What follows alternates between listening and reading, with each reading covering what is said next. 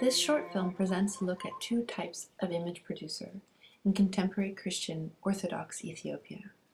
It is a way of articulating the different ways in which images, in this context, are part of a larger social discourse on how the material and the immaterial relate to morality.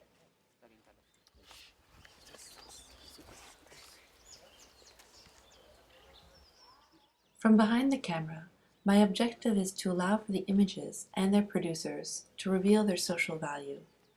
I address only two types of image producer, that of the official painter of the Ethiopian Orthodox Tewahedo Church, referred to as the EOTC, and the Debtera, as the creator of the Talisman. The division, however, is not schematic. The Debtera are difficult to define and can be found both inside and outside of the EOTC.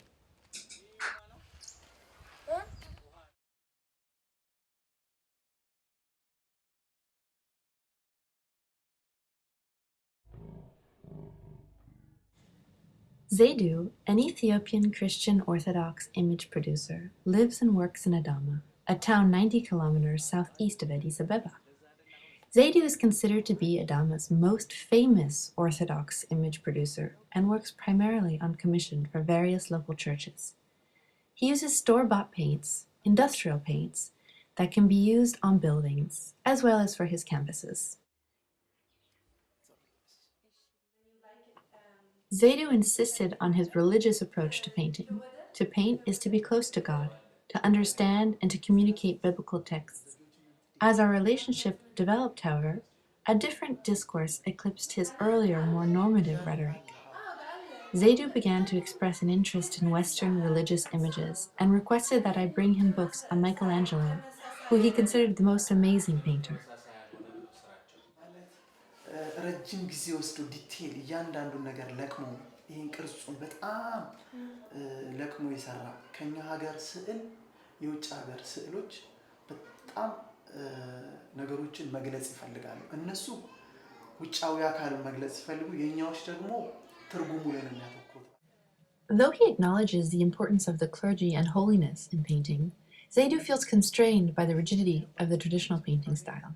He wants to be accepted as a great Orthodox painter, just as he wants to innovate the existing style by using Western techniques. He distinguishes between the two traditions by saying that the biblical ideas differ in Ethiopia because the body is ultimately problematic. Its materiality draws one away from the immaterial. In Western religious imagery, nudity may be appreciated, but Ethiopians cannot understand it. Graphically, Zaidu appreciates nudity, even if he rarely gets the opportunity to use it, except, of course, in images of the crucifixion. Zaidu's attraction to the naked human figure is not trivial. He recognizes the attraction of flesh, of the human body, as a form of temptation, drawing him away from a stricter discourse. To a certain degree, he resists this temptation, and still he cannot entirely purge himself of his aesthetic desire.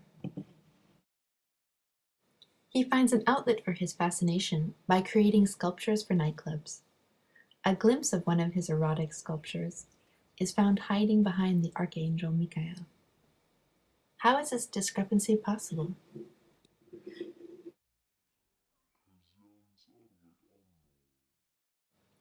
There appears to be a friction between the ideal, a reverence for the immaterial of the divine, and the obvious materiality of imagery.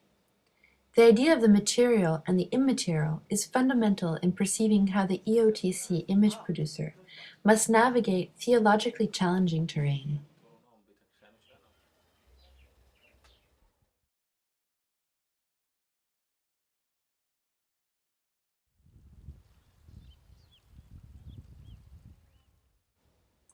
In search of the Debtera, I go to the Ethiopian highlands and to Gondar, a former capital.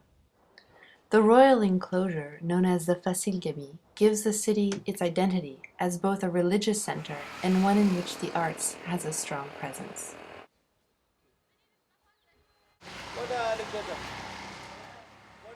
It is here as well that the Debtera, as members of the clergy, are training Gondar's various theological schools.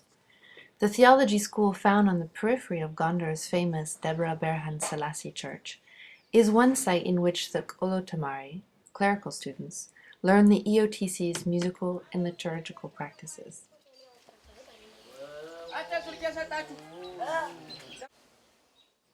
Though some students follow the EOTC's strict doctrine, others may venture into more marginal practices to learn the art of the talisman. Today we hear a distinction being made between Debtera and Marighetta. Though their function in the church can be indistinguishable, the Debtera is thought to be morally corrupt as the producer of the talisman. Though morally problematic, a Debtera can live and work within the church.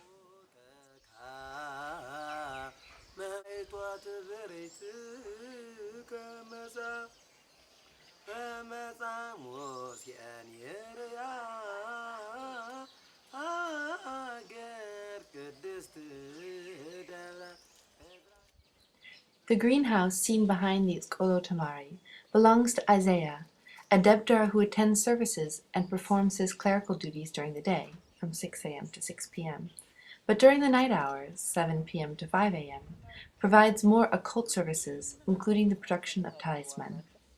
Isaiah's occult practices take place in a temporal liminality. Across town, in the theology school of Quesquam, the Marighetta Daniel teaches his Kolotamari. Like the Debtera, his knowledge of the Bible and the EOTC's texts is extensive. He recognizes the importance of the image and its didactic use within the EOTC. ትልቅ መጽሐፍት ላይ ስዕል ይደረጋል። ጽሁፍ እዚህ ጋር አለ፣ እዚህ ጋር ጽሁፍ አለ፣ እንዲህ ጻድቅ እንዲህ ያለ ታምር ሰራ ይላል። እዚህ ጋር ደግሞ ስዕሉ አለ። ተራራ ሲነቅሉ መሰረቱ ድንኳን ነው። ታቦተ ጽዮን የነበረችበት። Debtera means the Debtera Orit means the Orit, what we call it, the Orit is the Picha Picha. Hope for human beings. na Aringwadi. ይሄኛው Curious as to whether his knowledge extended beyond official doctrine, I presented him with a book of talismanic images. The Marighetta recognized the images, but would not admit to being involved in their production. He did, however, provide me with the phone number of a Debtera known for his talisman. Kolfochallo? ቁልፍ አለ። This Debtera, Michael, was found far from church compounds in a run-down apartment complex on the outskirts of town. Michael receives me sitting on his bed because of his crippled legs.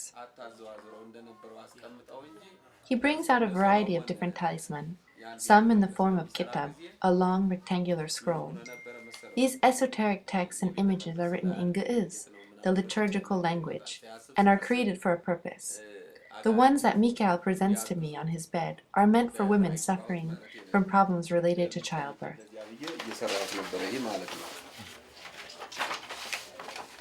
ቁጭ ብለህ ሰው አይመችም። አንድ ሲመጣ አንድ ሲሄድ አሁን አንድ አይመጣም። ይሄንን ስታየው The range of functions a talisman can perform is extensive, however, and they can rely upon the demonic world in order to resolve or create problems, depending on the client's needs. The images here are essential, as they have the capacity of interacting with any spirits or demons that may dwell within the beholder. That is not to say that there is ever a completely coherent discourse when it comes to talismanic practices. Rather, there is a certain degree of ambiguity that keeps these practices in their secretive shroud, one which the Debtera uses to his advantage. This thing is for sale. Someone will